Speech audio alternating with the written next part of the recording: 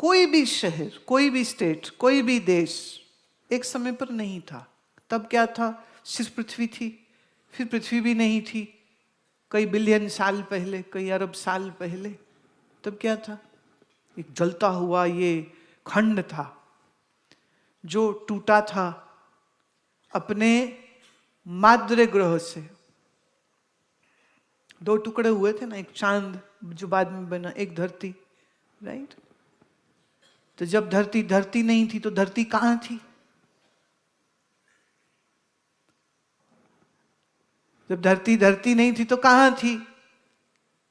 किसी बड़े भूभाग का हिस्सा थी, किसी सूर्य का हिस्सा थी। वो सूर्य किसका हिस्सा था?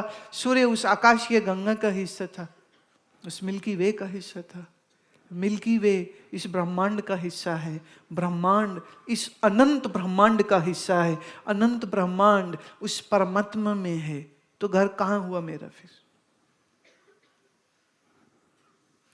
तुम इतना छोटा ये वाला क्यों लेते हो? थोड़ा पीछे भी तो चला करो। तो महात्मा लोग आसानी जुबान, जो सीधी सादी जुबान में कहते, वो कहां से आए? बोले भगवान के घर से। जाएंगे कहाँ? बोले वो भी उसी के ही घर जाएंगे। अभी कहां? बोले अभी भी भगवान के ही घर में।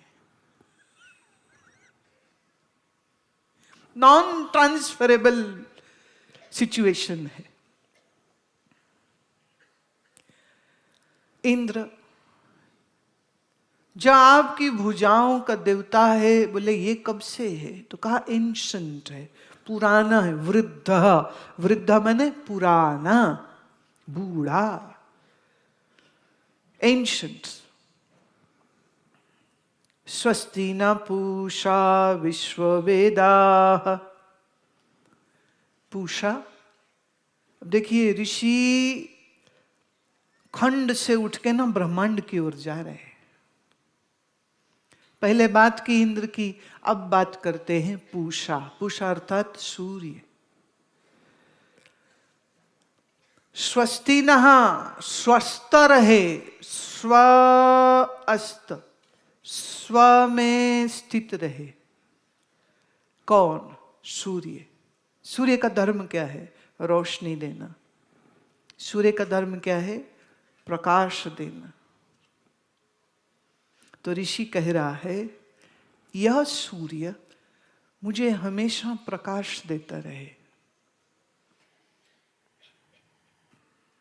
आपका शरीर चल नहीं सकता, ये सृष्टि कार्य नहीं कर सकती अगर सूर्य ना हो तो। इस एक प्रार्थना में पहले इंद्रियों की बात करी है, अब इंद्रियों के बाद ये बाहर ब्रह्मांड की जो शक्तियां हैं, जो तत्व है, इन तत्वों की बात कर रहे हैं। अब सूर्य की कह रहे हैं। सूर्य हम किसको कहते हैं? जो ज्ञानमयी है, जो सर्व जानता है, वो हमें आशीष दे। गुरु मेरा सूर्य है, और जैसे पृथ्वी सूर्य के चक्कर लगाती रहती है, ऐसे मैं गुरु जी का प्रेमी गुरु के चक्कर लगाता रहता। गुरु जी मेरे centre piece, illuminating, all knowing, all knowledge, all light. ये मोहब्बत की बात है, प्यार की बात है। तो गुरु को भी सूर्य कहा जाता है। ऋषि कह रहा है स्वस्तिना तारक्ष्यः अरिष्टनेमिः।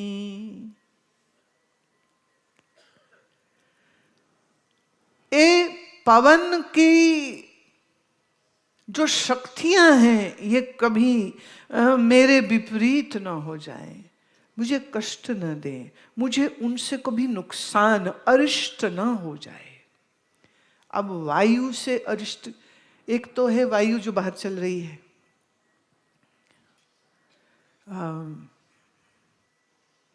जैसे वो टॉर्नेडोज आ जाते हैं, भयंकर बवंडर चल जाते हैं, बड़ा नुकसान होता है। तो उन बवंडरों में फंस जाए, मैंने आदि भौतिक दुख हो जाएगा, तो महाराज धर्म कर्म कथा सत्संग कुछ नहीं होने वाला। तो हवाएं मंद मंद चलें तो अच्छी, प्यारी प्यारी मीठी मीठी चलें तो अच्छी, और वेग से बहने लग जाए तो जब सुनामी आता है तो ये नापा गया है 300, 350, 400 किलोमीटर प्रति घंटे की स्पीड पे वायु बहती है, कितना विनाश करती है। ऐसे ही हमारे शरीर में पंचवायु हैं।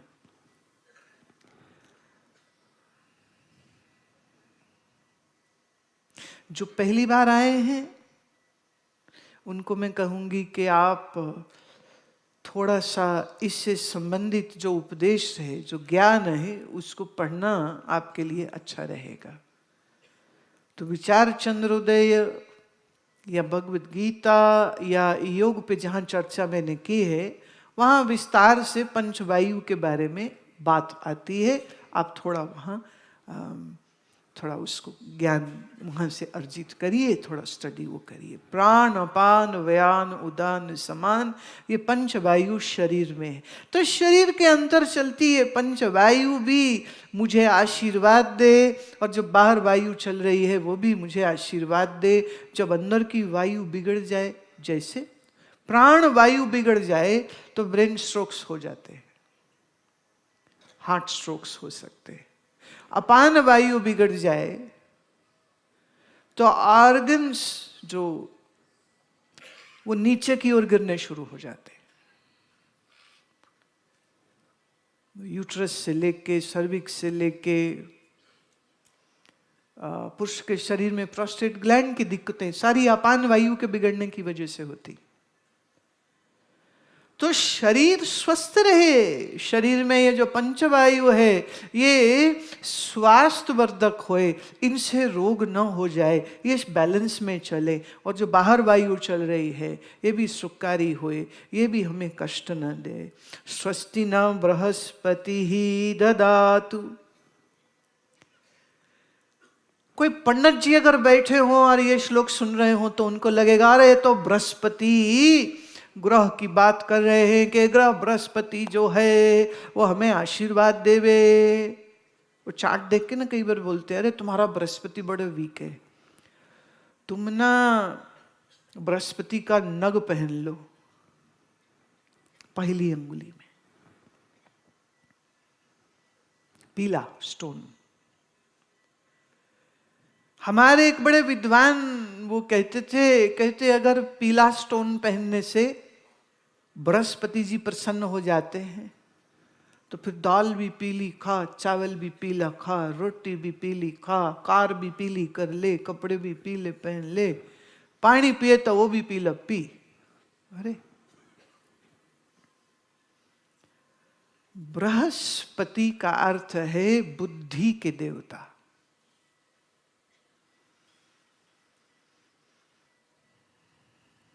जैसे वो कसरत करो तो मांसपेशियां मजबूत होती है ना, दंड बैठक पे लो, शरीर की मांसपेशियां मजबूत होती हैं। ऐसे ही जब हम बुद्धि से मनन करते हैं, अनुसंधान करते हैं, विचार करते हैं, सोचते हैं, श्रवण करते हैं, बार बार सुने को दोहराते हैं, ये हमारी बुद्धि की कसरत है।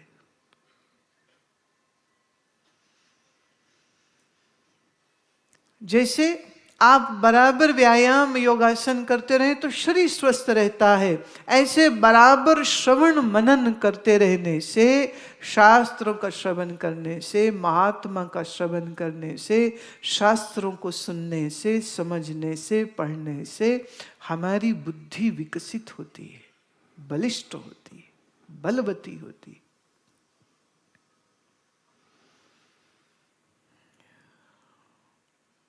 तो हमारी बुद्धि में बृहस्पति की कृपा बनी रहे और हमें आध्यात्मिक धन की प्राप्ति होती रहे। ज्योतिष में ऐसा कहते हैं, किसी का बृहस्पति वेल प्लेस्ड हो ना नेटल चार्ट में तो कहते हैं इसको बहुत पैसा मिलेगा, इसको बहुत पैसा मिलेगा। वो कहीं कहीं में वो फिर बोलते पैसा भी मिलेगा साथ में मोटा पेट भी मिलेगा। तो बृहस्पति अच्छा हो तो धन, रुपए पैसे को अगर आप धन मानते हैं तो आप कुछ ज्यादा बृहस्पति की कृपा प्राप्त व्यक्ति बिल्कुल नहीं है, माने आप बुद्धिमान नहीं है। तो हमारी बुद्धि में बृहस्पति की कृपा बनी रहे और हमें आध्यात्मिक धन की प्राप्ति होती रहे। ज्योतिष में ऐसा कहते हैं, किसी का बृहस्पति वेल प्लेस्ड हो ना नेटल चार्ट में, तो कहते हैं इसको बहुत पैसा मिलेगा, इसको बहुत पैसा मिलेगा। वो कहीं कहीं में वो फिर बोलते पैसा भी मिलेगा साथ में मोटा पेट भी मिलेगा। बृहस्पति अच्छा हो तो धन, रुपए पैसे को अगर आप धन मानते हैं तो आप कुछ ज्यादा बृहस्पति की कृपा प्राप्त व्यक्ति बिल्कुल नहीं है, माने आप बुद्धिमान नहीं है। बृहस्पति की कृपा का चिन्ह क्या है? जब आपके पास ज्ञान होता है, ये ज्ञान बृहस्पति की कृपा है। और आध्यात्मिक ज्ञान जिसके पास नहीं है, हम कह सकते हैं उस पर बृहस्पति की कोई कृपा नहीं है। सवाल ये उठता है कि आप बृहस्पति जी कोई आकाश में बैठे हुए जो ग्रह हैं वो वहां से शक्ति कोई भेजते हैं तो अकल चलती है, क्या ऐसा होता है? नहीं नहीं, ऐसा नहीं होता। बुद्धि का मंजन करते रहने से बुद्धि बढ़ती है। तो बुद्धिमानों की संगत करने से बुद्धि बढ़ती।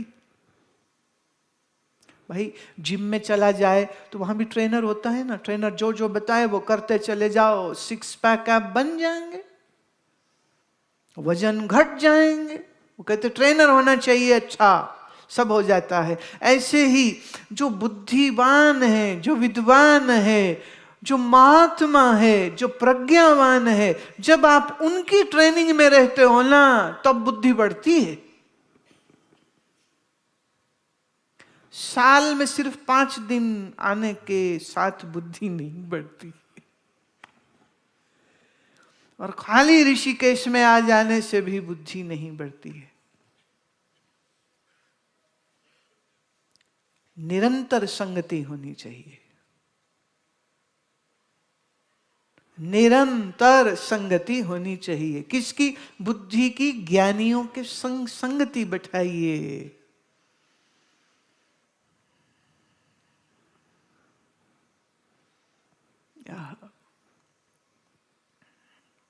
यह प्रार्थना है ऋषि की, और ये कितनी सुंदर प्रार्थना है, कितनी सुंदर प्रार्थना। वाह! कान, आंख, समस्त अंग, सारे शरीर के लिए, जीवन काल के लिए, जीवन में स्वास्थ्य भी हो, ये भी प्रार्थना की जा रही है। और बाहर की जो तात्विक शक्तियां हैं वो भी हमारे अनुकूल रहें, ये भी प्रार्थना की जा रही है। किस लिए? भाई शरीर होगा, मन इंद्रियां सक्षम होंगी, तभी तो ज्ञान प्राप्ति हो पाएगी। सो बहुत आवश्यक है। एक तरह से देखा जाए, अगर इसको गहराई पे आप न जाएंगे तो लगेगा अरे ये कैसा श्लोक है, मेरी आंखें अच्छे देखे, मेरे कान अच्छे सुने, ये कैसी प्रार्थना हुई। पर उसका विज्ञान है जो मैं कह चुकी हूं। संसार के विकार सुन सुन के आए हैं मन में, या संसार के विकार आंखों से देख देख के आए हैं? और कैसे आए हैं?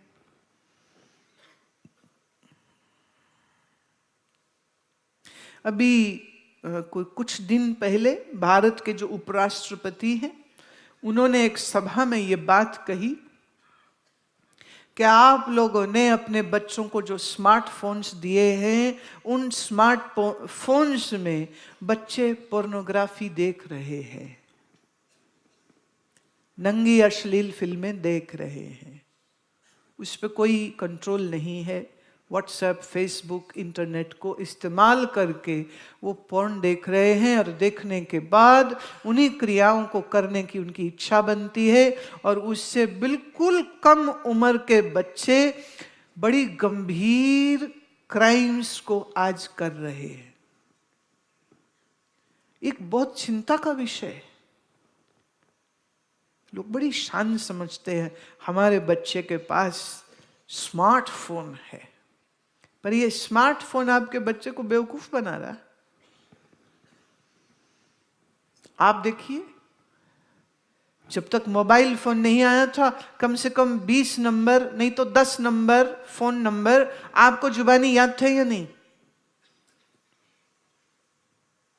कईयों को 50-50 नंबर याद होते थे। आज कईयों को अपना ही फोन नंबर याद नहीं है। कहते रुको मैं देख के बताता हूं। तो स्मार्टफोन से आप समझदार तो नहीं हुए, मेमोरी छोटी हो गई है आपकी। The more you use your brain cells, the better it is, become more intelligent, your memories will be sharper, and then you will not have the possibility of having Alzheimer's and Parkinson becomes lesser if you keep on challenging your brain, neurons and all the cells, and that is by using it. इसलिए मैं बार बार ये बात कहती हूँ, कोई एक नई चीज रोज सीखनी चाहिए, कोई एक नया श्लोक रोज याद करना चाहिए, कोई एक मुश्किल बात रोज सुननी और समझनी चाहिए, रोज।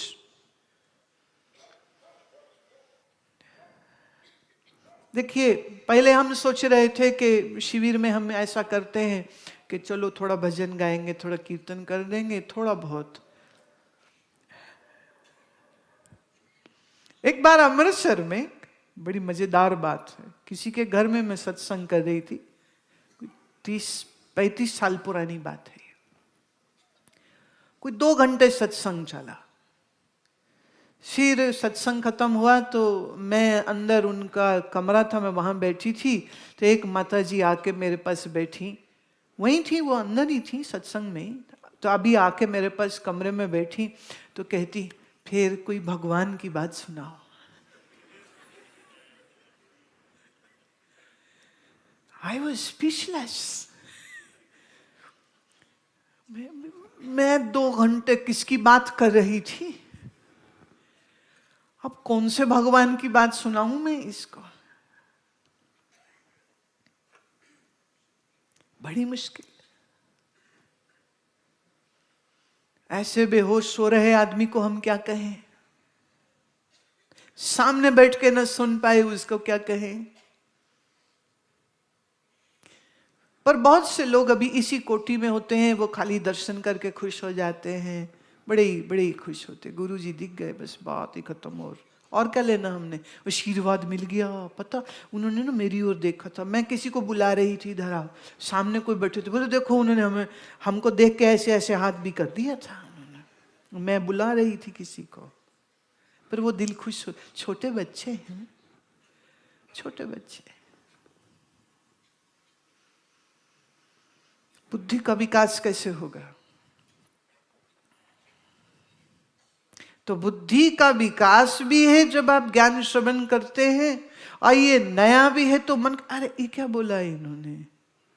अब मैं चाहूंगी कि आप सब मेरे साथ इस प्रार्थना को, इस श्लोक को हम थोड़े थोड़े शब्द बोलेंगे ताकि आप मेरे साथ उच्चारण कर सकें, कुछ नया आपकी बुद्धि में जाए और आपकी वाणी भी पवित्र हो। ओम भद्रं कर्णेभिः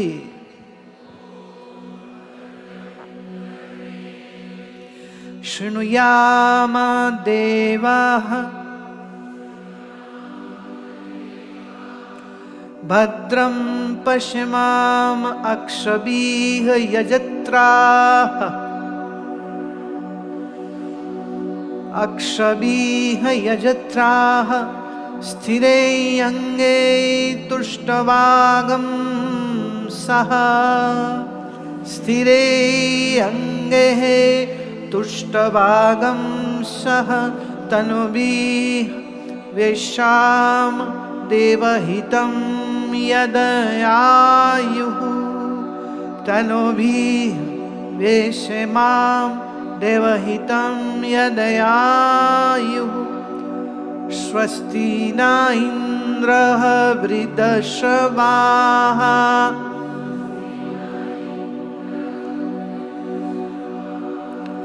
स्वस्ति न इन्द्रः वृद्धश्रवाः स्वस्ति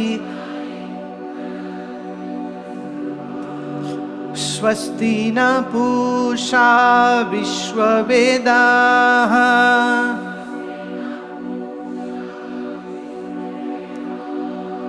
स्वस्ति न तारक्षय अरिष्टनेमिः तारक्षयः अरिष्टने स्वस्ति न बृहस्पति ददातु स्वस्ति न बृहस्पति ददातु। ये सब संग बोल लेंगे। ओम शांति शांति शांति।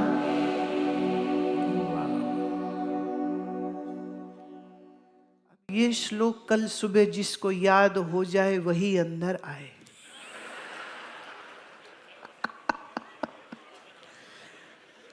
मजा આવી ગયો है।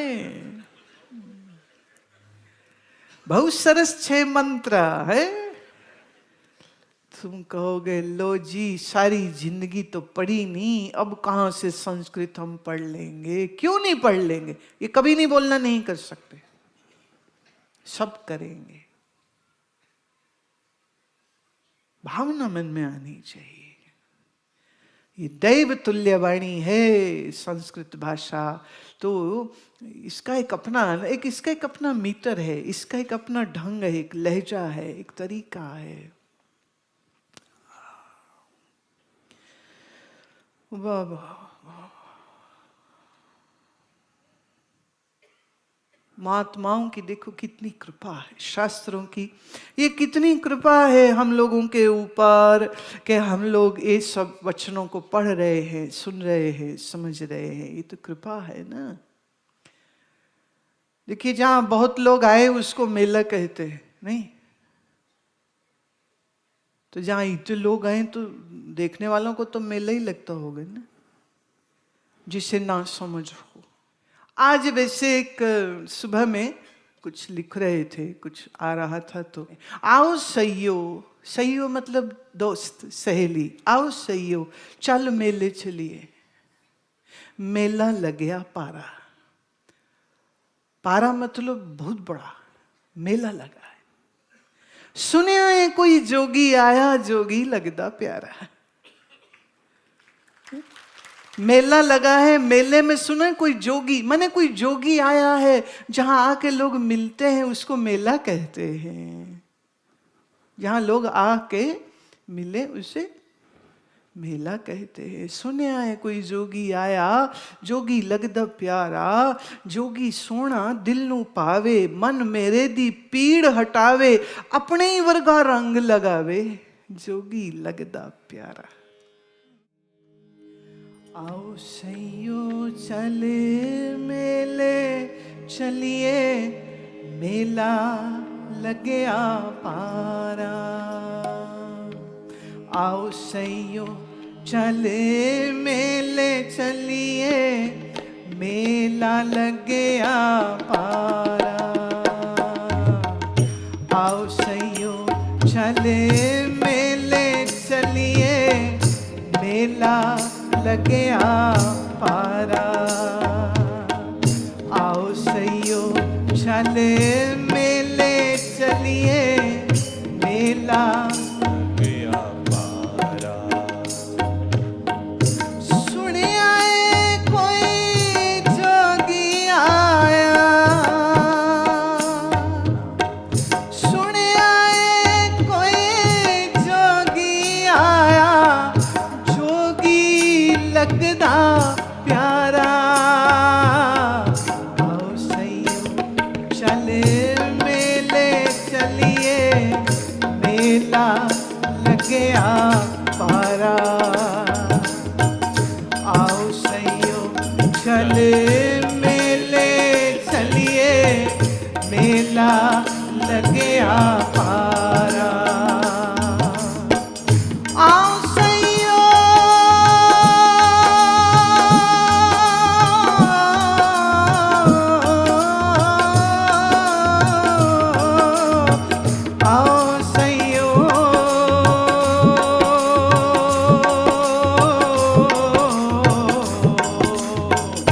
आओ सैयो चल मेले चलिए, मेला लगया पारा।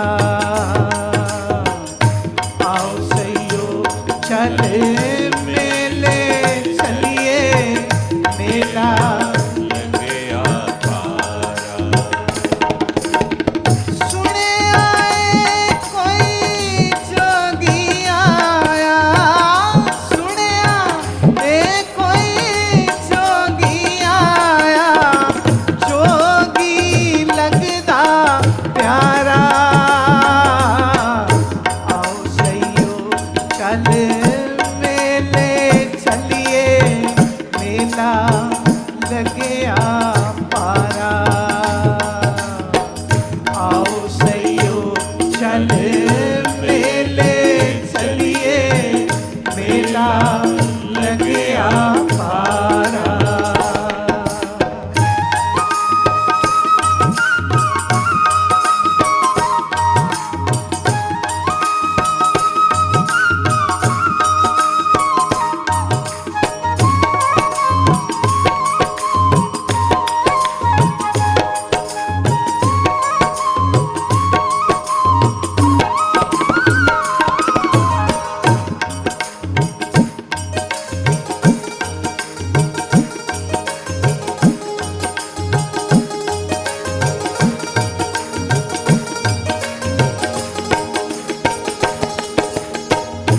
जोगी सोना दिल नू पावे, जोगी सोना मन मेरे दी पीड़ हटावे, मन मेरे दी पीड़ हटावे।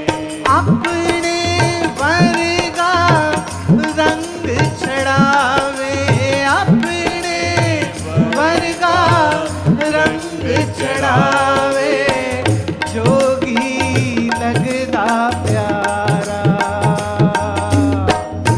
आओ सैयो चल मेले चलिए, मेला लगया पारा। आओ सैयो चल मेले चलिए, मेला लगया पारा।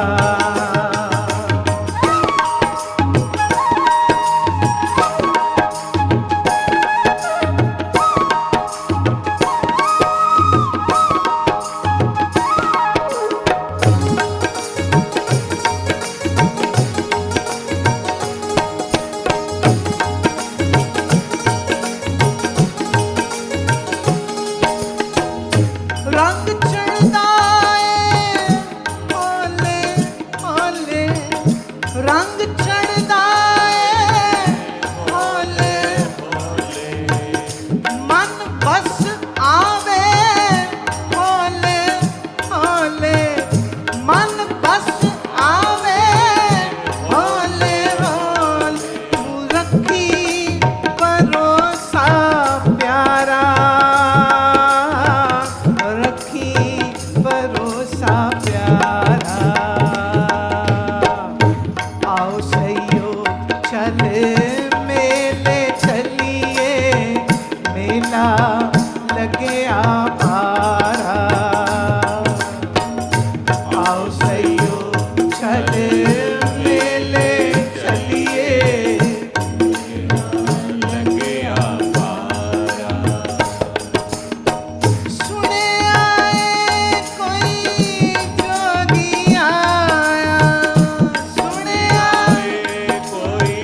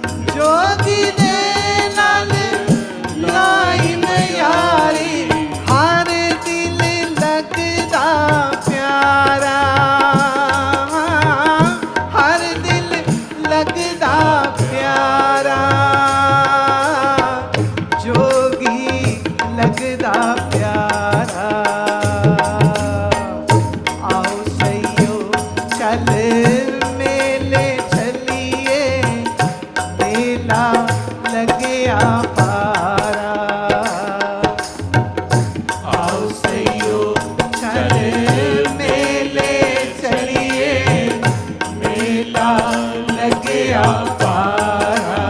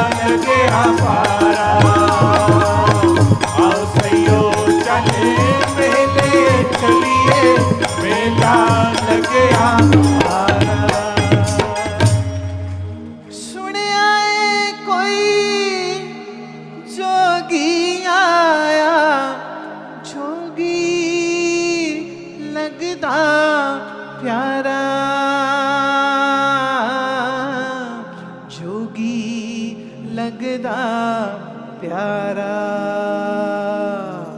आओ सैयो चले मेले चलिए मेला लगे पारा आओ सैयो चले मेले चलिए मेला लगे पारा। वेदांती महात्मा तो हमें बहुत पीटे जब वो सुने कि अभी तो वेदांत इतना चल रहा और ये बीच में क्या आया। पुराने वेदांती महात्मा गाने को बहुत बुरा मानते थे। कुछ गाना वाला नहीं होता था उनके, लेकिन क्या करें, नए पुराने सब तरह के साधक हैं जिन्होंने किसी का भी प्रवेश हो रहा है और कोई कब से प्रयत्न कर रहा है, तो सबकी अपनी अपनी यात्रा है और मुझे सबको साथ लेके चलने की कोशिश होती है।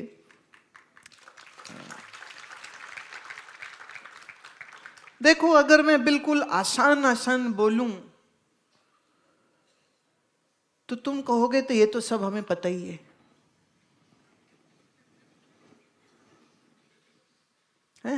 और अगर मैं बहुत मुश्किल मुश्किल बोलूं तो तुम्हारा मन कहेगा पता नहीं क्या बोलते, हमारे तो पल्ले नहीं पड़ता है, तो गलती कर लिया कि हम क्या करें। तो इसलिए मुझको ऐसा बोलना पड़ता है कि कभी तो इतना मुश्किल पड़े कि तुम्हारा अहंकार नीचे टूट के गिर जाए कि अभी आता ही क्या है। पर तुम नीचे ही ना गिर जाओ, इसलिए फिर ऐसा भी बोलती हूं कि तुम्हें लगे नहीं ये तो हम कर सकते हैं, ये तो it's doable, we can do it, we can do it, we can do it. इसलिए हमें किसी को निराश नहीं करना है, पर किसी को इतना भी कंफर्टेबल नहीं हो जाना चाहिए कि शायद इतना ही है, इतना ही नहीं है। पर आपकी बुद्धि को धीरे धीरे मार्जित कर रही हूं मैं, पाल रहे हैं आपकी इस बुद्धि को, धीरे धीरे ज्ञान की डोज दे दे करके इसको तगड़ा करते जा रहे हैं ताकि तुम समझ पाओ। ये यात्रा अंतर की है, बाहर की नहीं है। पर बाहर बिखर चुके मन को अंदर कैसे लाएं, तो 1000 प्रयत्न करने पड़ते हैं। इसलिए इतना सरल भी ना बोलूंगी, पर इतना मुश्किल भी नहीं बोलूंगी। तो जहां बड़ा मुश्किल पड़े ना तो जोर लगा लेना, पूरा समझने के लिए एकदम जोर लगा देना, ऐसे एकदम घुस जाना। आपस में चर्चा करो, पूछो तुमको क्या समझ आई, मुझे नहीं आई, तुम्हें क्या समझ आई, आपस में शेयर करिए। और बिल्कुल समझ ना आए तो ये विश्वास होना चाहिए कि जिनके पास आके बैठे हैं आज नहीं तो कल हमारी लॉटरी भी खुल ही जाएगी।